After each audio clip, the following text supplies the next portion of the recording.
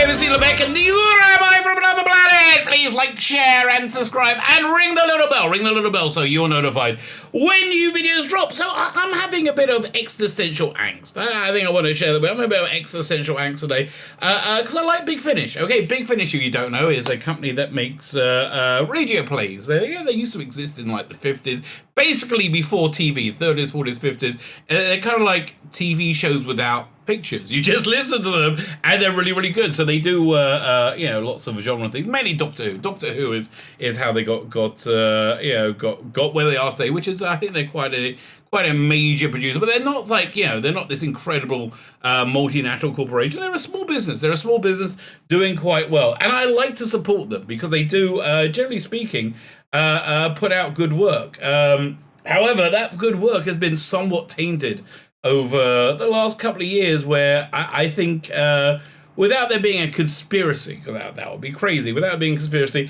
I think the people working for them, writing the shows, making their CDs, have a very specific worldview and outlook, and I think, and it's just seeped in, and I think it's really hurt the quality of the product, or most importantly, their saleability. So that's basically where I am. And so this really, I think, was highlighted by this news story I saw yesterday about a new series they're putting out, which I'm really torn about, right? We're going to read over it together, and I'm really, because it's, on one hand, it sounds great. It sounds like something I would really, really enjoy, and it could be like really classic, great Big Finish, or it could be more of the same pap, right? So, okay, I think we'll go through, we'll go through the story together. I know. Let me know in the comments what you think I should do. I am so torn on this one. That'd be great. So, like, share, subscribe. All those things are fan-freaking-tastic. Thank you very much. Like, share, subscribe, comment, as I said. Let me know what you think. And if you want to be super nice, like super fan-dabby-dozy nice, go check out my Indiegogo. Two awesome graphic novels. We got Biblical, Bible Stories, 80s Greatest Rashness Rogues, 220 pages long. It's awesome. Okay, I'm not going to go full spiel. It's just awesome. We got The Imperium. Equally awesome, I think I would say more awesome, actually, because this is, somebody else did the artwork on it. I really like Dominic Racho. I did the art writing on the other one. I did the art on this one. Basically, Doctor Who, James Bond, Emma Peel, a monkey in the spacesuit, and a black slab from 2001 in one super group together. And we're adding 5 pages. This one is 100 pages long. We're adding 5 pages to it. I have to type up those pages. I got to type up that script and send it to Dominic Racho, the incredible artist. Why do I think he's an incredible artist? Because he did all these incredible extras that you get when you get both books. You can get them on their own, but I prefer to get both books. We have Noble Savages, a wonderful poster here. We have Keeping the British End Up. We have Party Like... Oh, that we have my... viewer completely frozen. Party Like It's 1999. We have Don't Even Think It's Citizen. Frozen again. But not a bad thing to be frozen on. No Hanky Panky in the TARDIS. Now I'm frozen. Don't know about you, baby. We have I'm Sensing Strong Emotions, Captain. And finally that series. We're going to continue the series into the next campaign. We have the fantastic The Force is Female, but it's frozen again. Let me see if it's going to come up. The Force is Female. I think this is one of Dominic's absolute best pieces of work, but the computer's just not going to show it, right? Oh, there we go, finally. Better late than never. We get these posters, Bohemian in Time and Space. And wow, it's really lagging. I believe in Time and Space. We have The Eyes Have It. We have Great Balls of Fire. And finally, we have Forever Young, something we spent a long time working on before we got it right. Essentially, the Fourth Doctor and Sarah Jane traveling together forever in the TARDIS, growing old together. I love it. I just really, really like it. Please go check it out. Thank you very much. Fine, let's go look at this story, right? The story is Troughton to return to Paladin. So it's a bit of a bait and switch. You're thinking, are they going to use, was it David Troughton? I think he's been doing the voicing the Second Doctor quite a bit of late. Are they going to use David Troughton to voice the Second Doctor in they have an upcoming series called Second Doctor Series 6B, after War Games. I think they call it After War Games. So the whole theory was that there's a whole second life of the Doctor after the War Games, which explains his appearance in The Two Doctors with a very strange, grey hair and a very old Jamie. So, I mean, listen, come on, Fraser Hines. In your 50s, you're not going to pull off. You're in your teens, which didn't really work. Never mind. I still quite like doing two doctors. So, bit of bait and switch. Are we getting Troughton back as a second Doctor, or are we going to continue with Fraser Hines as a second Doctor? Please, Fraser Hines, so much better. So fine. So let's read the story, and I will go through my angst as we read it together. It's 50 years since the Doctor first set foot on Peladon, and the planet awaits adventure once more in January 2022. I like the Peladon stories. That's the first thing. I'm like, okay, I'm on board. I like Peladon. Set in different moments across Peladon's timeline, these four brand new full cast audio adventures let the listener into the past, present, and future of the mineral-rich planet from different points of view. So here's the thing. Firstly, great idea. Like, really, really, really great idea, because we've seen Peladon, over the ages, right? And I would like to see the lifestyle, the lifespan, the life cycle of Peladon, right? Because I like the society. I'm invested in the society. It's an incredible bit of world building that Brian Hayes? I think he's the one who did it with the Galactic Federation and the Ice Warriors. Are they good? Are they bad? Well, I really, really, really, really thought thought it was great. It was Star Trek on a BBC 1970s budget. So my fear is this: is it going to be full of modern day identity politics, which is something that's really, really, really a big problem, big finish right now. I use this example because it's the last one that came up. I recently listened to the third Doctor series, I think 6, whatever the last one to come out was. And it was two solid, good stories. The first one was like the Doctor, Liz, and the Brigadier on the run, which was really good. So, but what really killed that story is one of the central parts of it, they introduced a new female sergeant, who and fine character, but it didn't make any sense in the 1970s, especially 1970, where it was much more uncommon to have female officers or whatever in active combat, right? In active combat divisions. It still is relatively today, in a lot of countries, because women are physically weaker, and it's not a I don't think that's expression of sexism to say that basic scientific reality, that women are physically weaker, right? Which is okay, which is fine. And I up until I would say probably post World War II, like the 1950s,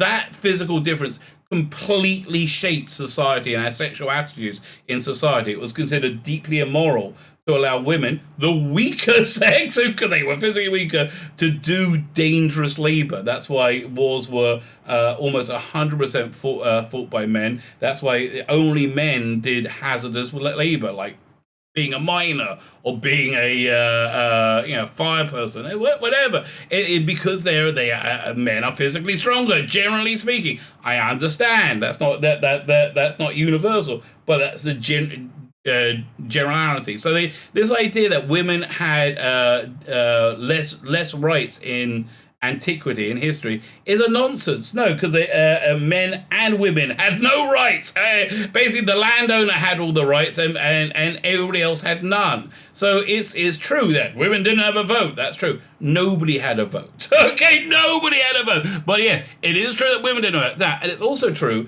in the period, I would say, from the 1950s to 1980s, 1990s, I don't think 1980s, there was sexism, and women were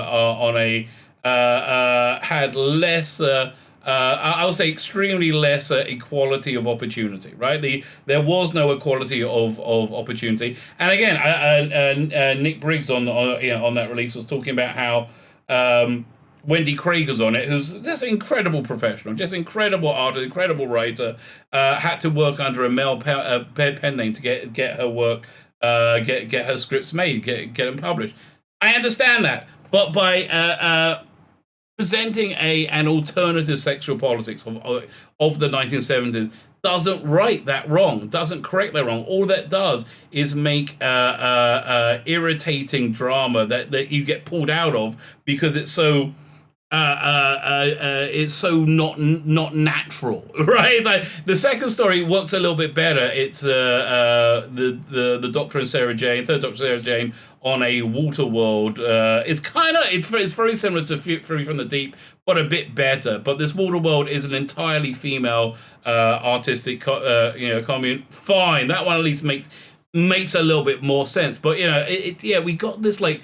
Identity politics just going through all of Big Finish. I've been with the 8th Doctor range right from the beginning, like right from the Storm Warning. That was the first one he's been through many reboots. You had the Charlie Pollard years.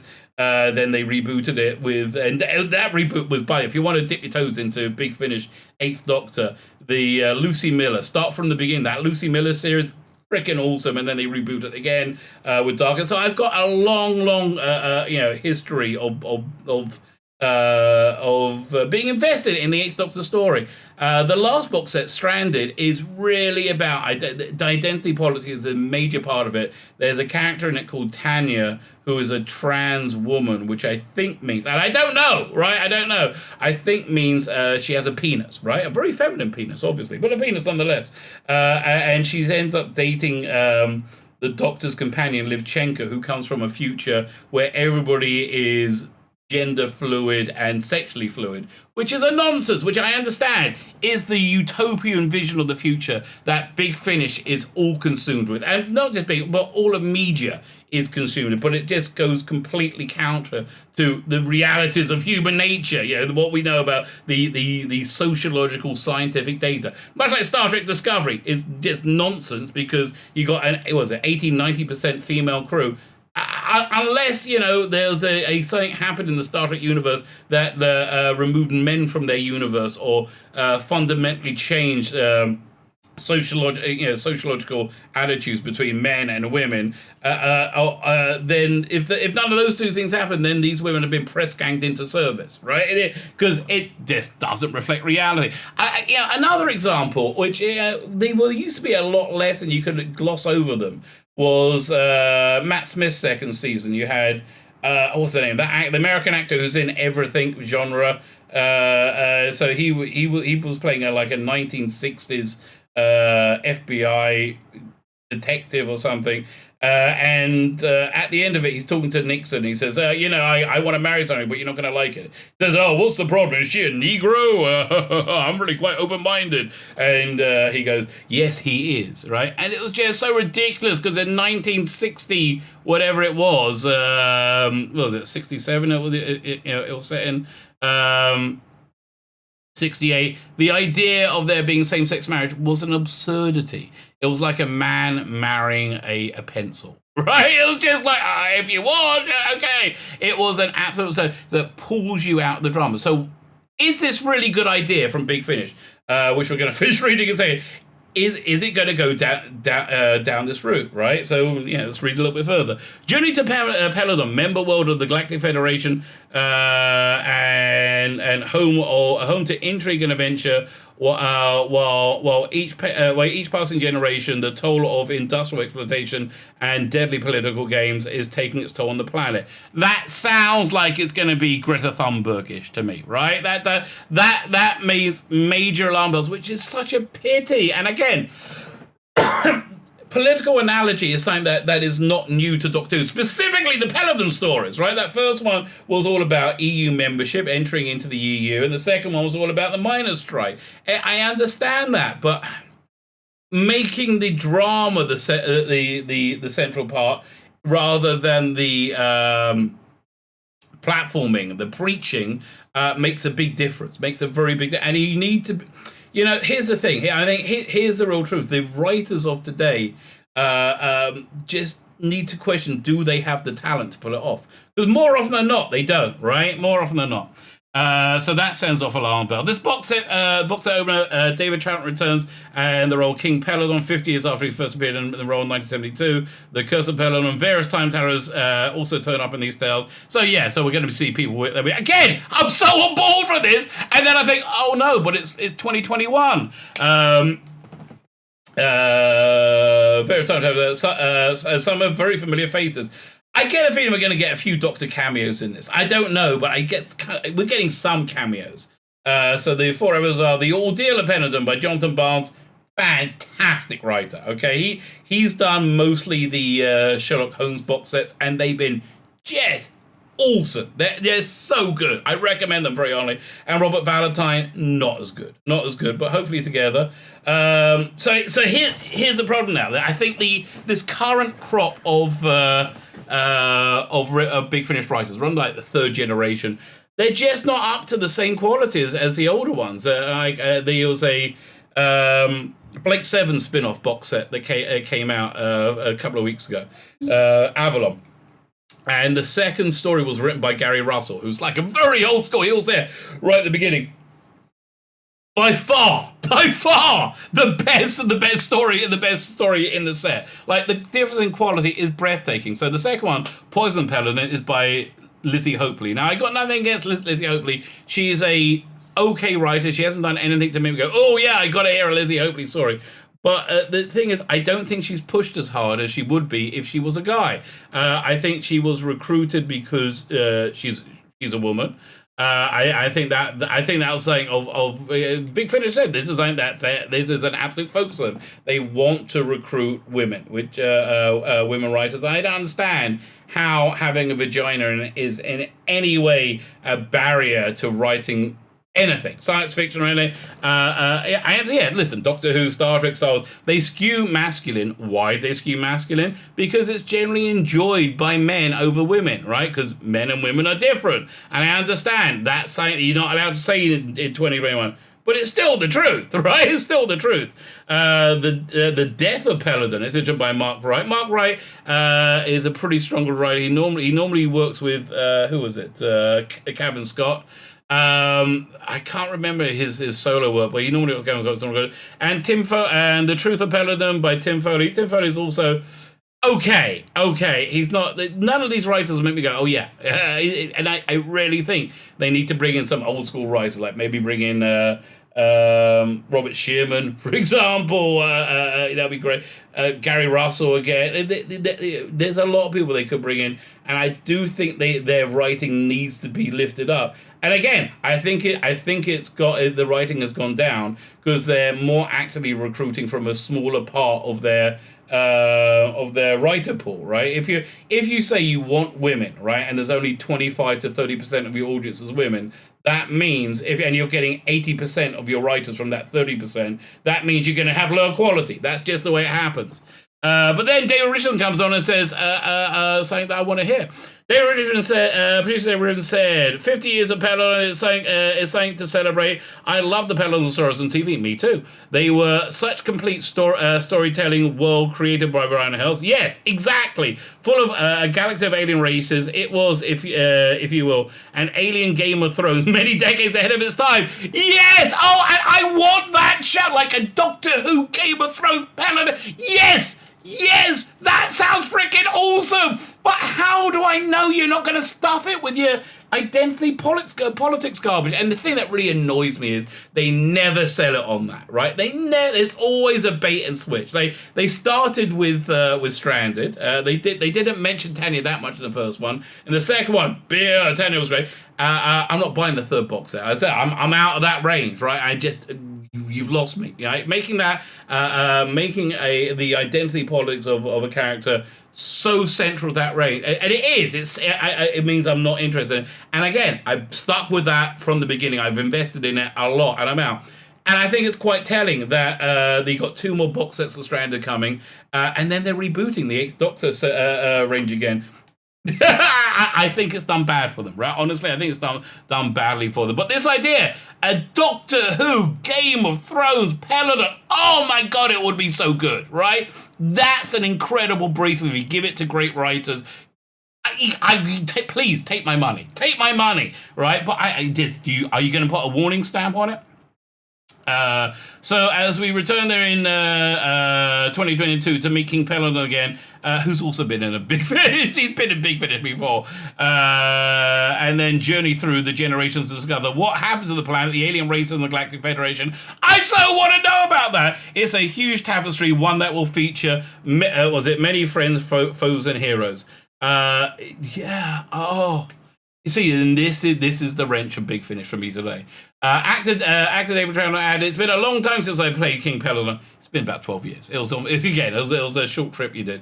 I believe it, but it's nice. The nice thing about the script here is there's lots of elements of who he was then and in the older man.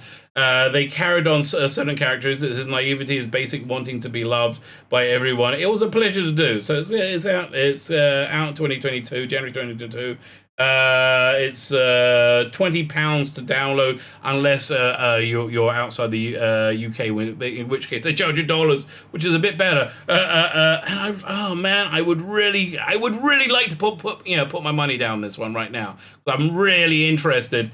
But I can't. You see, and that's what it's like supporting Big Finish today. And I think Big Finish is about to run into a lot of trouble because of that. Because I don't think I'm atypical. I think I'm extremely typical, which is tragic. Which is absolutely tragic. I hope they do something to come out this nosedive. I really do. Honestly, if you want to be safe getting Big Finish, get the older stuff, which is very, very cheap. And it's really good, right? What do we say? Get the older stuff or get the non-Doctor Who stuff, which is where they don't insert identity into everything. They stay kind of authentic to whatever that franchise is. So there you go. Is this a recommend? I can't recommend it. Yeah. This is my angst, right? This is my angst. I want to buy it. I want to support it. I want to support Big Finish. I want to recommend it. I want to recommend you buy it. But I can't. I can't do any of it because I've been burnt way too many times before. My name's Tzvi Lebetkin, the Rabbi from another planet. Please like, share, and subscribe, and ring the little bell. Ring that little bell so you're notified when new videos drop.